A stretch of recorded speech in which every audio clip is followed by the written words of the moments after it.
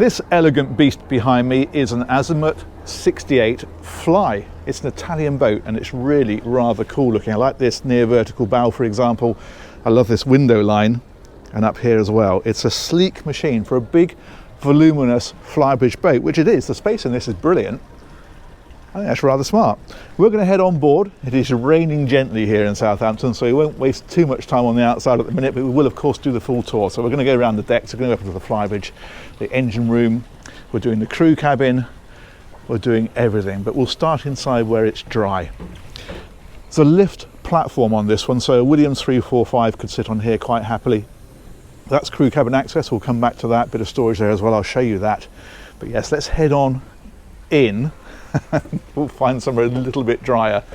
So the cockpit is here. There's a big overhang. You can see it comes right back to the transom, and the other thing it has is a blind that comes out of here and drops down, so that if you're stern to berthed in the Med, for example, then you've got a little bit of privacy there when you're sat out here and people are on the quay walking past. Big dinette area around here where Maggie sat, a little bit of storage over there, and then this is the inside. Now there's a lift window, as you can see. This is a galley aft layout, but you can have the galley further forward. I'll explain that as we go on through. Even on a grey day like today, this is a really cheerful space. And it feels spacious too. That light colours really opens this area out. As mentioned, you can have the galley in the centre, so you'd have it where that settee there is and have this as seating around here instead if you prefer. But I suspect that this will be the more popular layout. Over here then, we have got bits of storage about the place in here and in here. This one is the fridge. So if I click that little catch there, the fridge and the freezer are in behind and a bit more storage above. And then over here we've got things like wine cooler, the cooking of course, dishwasher is in behind this one, and bins are in here. Like so. Sink obviously underneath there, and that one in the corner is a bit more storage. There we go. And then you've got seating over here. You could obviously put some chairs around this side as well, and that table will unfold, so you can actually make that into a really nice big dining area. Check that out. That's excellent, isn't it? And that leaves this as purely, well, like the lounge area really, isn't it? So you don't need to have a table here at all if you don't want to. You could have a little coffee table if you preferred. But that's a big, comfortable space. It's a couple of steps up, so you've got really good view out of these big windows. There's a TV that rises or retracts over on that side. And look at this ceiling. Love the way they've done things like this. It's twin tone, so there's a darker shade here than the lighter here. That looks really good. It's all very Italian, isn't it? Look at these bits of stainless steel over in places like this. Very nice indeed. Over here, another thing to show you actually before we get to the helm is this, because what we've got in here is the crockery. That's rather neat, isn't it? In there, and also down underneath there. And then the helm itself is here with these lovely, big, comfortable bucket seats. Also got the side access door. That's why they have lift bolsters, so it makes it easy to get in and out from there. And then the days of the burr walnut are long gone. Look at this lovely metallic grey finish on here. That's a very nice console, isn't it? Superb. I love the design on this one, it's great. Twin Garmin screens on this one, so that'll be for your engine instrumentation and your navigation, all that kind of stuff is displayed on there. They've got hard buttons here, so things like horns and wipers and things you need to get to quickly are right there. Engine controls, of course, and we've got IPS joystick because this one has IPS drives. Bow thruster underneath that one, and that little chap is a controller for these. You don't have to reach forward and prod at them, you can control everything from there. If we head on down, again, look at this detailing around here with this high gloss wood edging this light colour. It's very, very smart. We'll head down and we'll head forward. First of all, there's 4 cabins down here. And the VIP guest cabin is up here in the bow. Again, the detailing, right, that's light up in the bulkhead right at the front, the way the wood curves around as well. It's all very nicely done. We've got the hull windows, of course, the little round sections or opening sections. You've got blinds that come down over there. Wardrobes are in here, like so. And then we've got a similar deal over on the other side. There's also a hatch in the ceiling. You can just see there, it's like an emergency escape hatch. So that's the way out onto the foredeck. Should it be required? It almost certainly never will be, but it's nice to know that it's there. And then we've got the ensuite to this cabin in here. So that's just for this cabin. Shower in there, again with a nice wood detailing. That's very, very smart. And the sink, of course. Thusly, if we head back a bit further, this one is the day heads. So that's straight off the passageway here. Again, of course, you've got the shower in there. You've got the loo in there. You've got the sink. And this door here is through to cabin 3 to make this ensuite at night. Although this one is also shared by cabin 4, which I'll also show you. But we'll head into cabin 3 first. That's here. Twin beds in this one. Look at these lights. It really is all in the detailing with this boat, isn't it? That's very smart. This is bits of storage up in behind here. But you do also have then a big hanging locker and drawers then down underneath. In case you didn't know what a drawer is, there you go. A living demonstration. Fantastic. That is very, very smart. Decent size, actually. Good headroom in here as well. If we cross over the passage then, this is cabin 4. And what they've done with this is they've put crossover beds in, which is rather nice. Rather than bunk beds, crossovers. And a big advantage with that is it gives you this storage area here, which of course you don't normally get underneath a bed because the other bed's underneath it. So that works rather well. This is just a massive storage area. And that's the one area that on the smaller cabins is often lacking. So I think it's rather smart. That's a decent cabin, actually.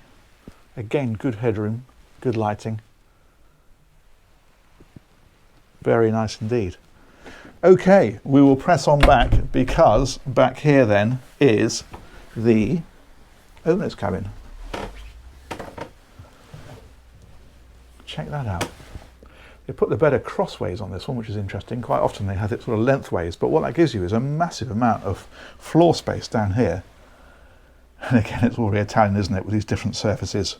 For example, you've got the soft carpet around the bed and then the slightly harder wearing surface here. So if you're just going in and out to things like the showers, you're not walking on the carpet. And again, with the ceiling, so on this one they've got the cream here and then the light wood here. And then this pale blue all the way around. It's very designer, isn't it?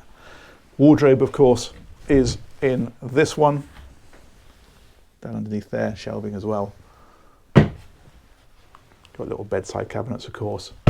There's more wardrobe space over on that side. And that little chap there's a little dressing area. So inside here is this for your knick-knacks and your bits and pieces. And I think there's drawers underneath there. Yeah, there we go. And a TV that will rise out from in behind here.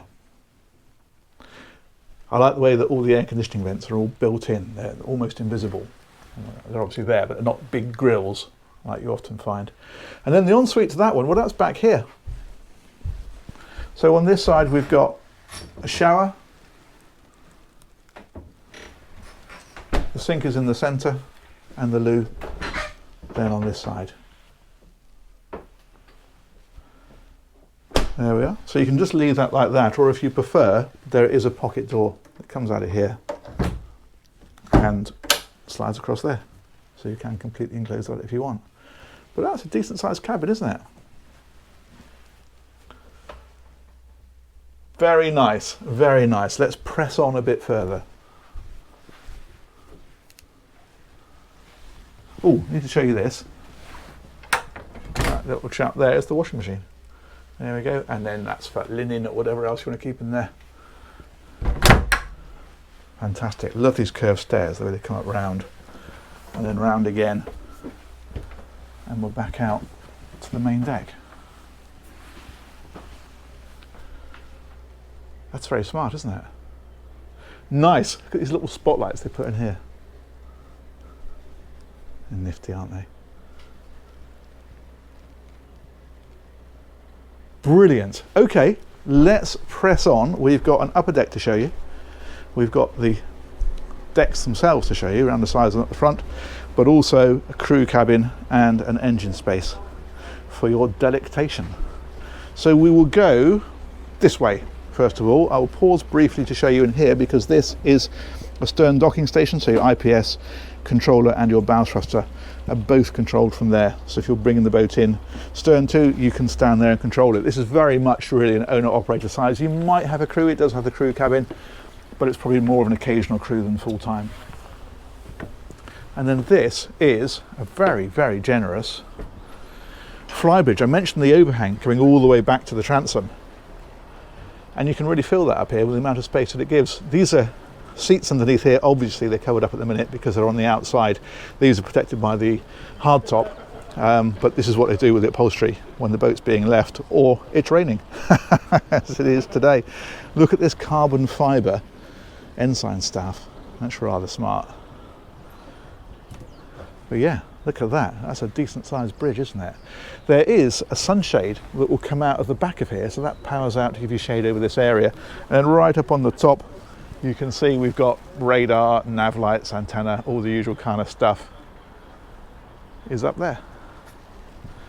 If we come on forward then, nice big settee over on this side, dining area as well. Of course, you can put some director chairs here if you want to. This will close off. That is a obviously a door that comes down over that, so you can close that if you want to. This is not a barbecue. I get told off for calling it a barbecue. I do read the comments, you see. That is a grill. A barbecue is what you eat. I've been told many times. Fridge is underneath there as well, and the ice maker also lives there. Sink, of course, underneath that one, and that one I have no idea. Let's have a look.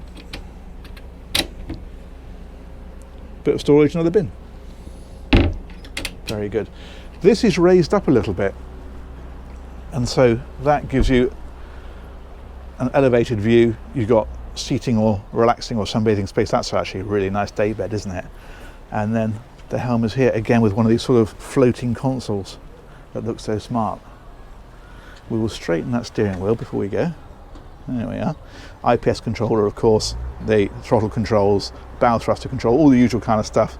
Garmin screens again, and a mega view. Check that out. Fabulous. Okay, let's press on a bit further. What have we got else to show you? Decks we've got to show you, engine space and crew cabin. I think what we'll do is we'll go down, we'll look at the engines and the crew cabin, and then we'll go forward and look at the decks and finish up on the bow. How about that for a plan? Right, in here then. I give that a little twist.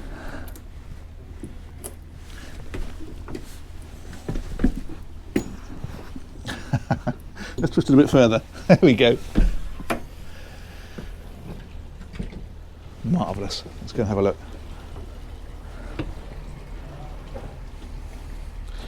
There we are.